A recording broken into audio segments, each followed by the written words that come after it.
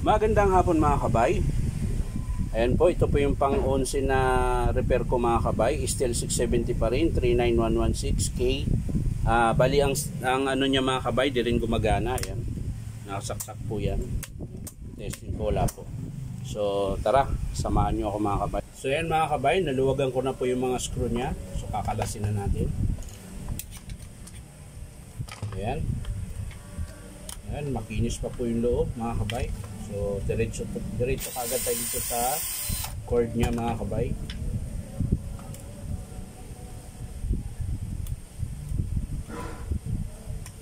Siya mga kabay.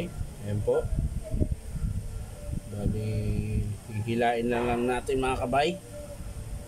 Ayun mga kabay, putol.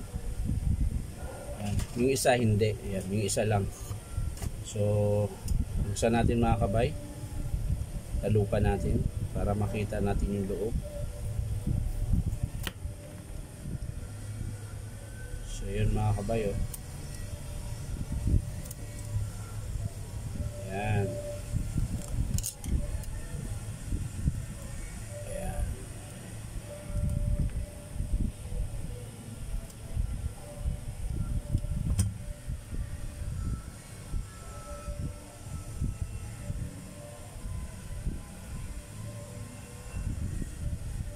So yan mga kabay, kakabit na natin ulit. Ayan.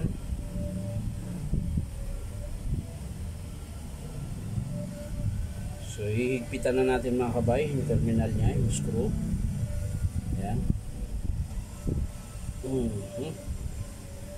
Bila rin mga kabay. Ayan. So ayan, mahigpit na mga kabay. Babalik na natin to. Babalik na natin sa kanyang kinalalagyan mga kabay. Excuse me po. At atin na pong ikabit ang cord clamp. Ayan. So ayan mga kabay, titesting natin ngayon kung gagana na ba siya.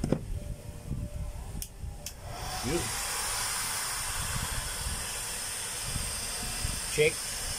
Okay. Tanggalin natin ang init. Okay din. Balik natin ulit. Check. Yun. Okay. So yan mga kabay. Wiring lang din ang sira nito mga kabay. So babalik na natin yung takip mga kabay. Ayan.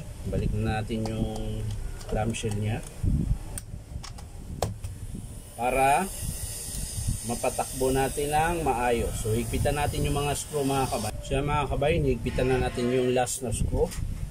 Ayan. Tapos babalik na natin yung kulang niya. Ayan. Tapos saksak natin ulit mga kabay.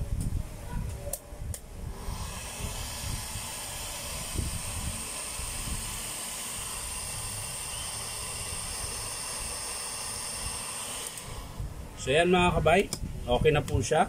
Wiring lang talagang sira. So maraming salamat sa panonood mga kabay at pa-like and share na rin po. Bye-bye!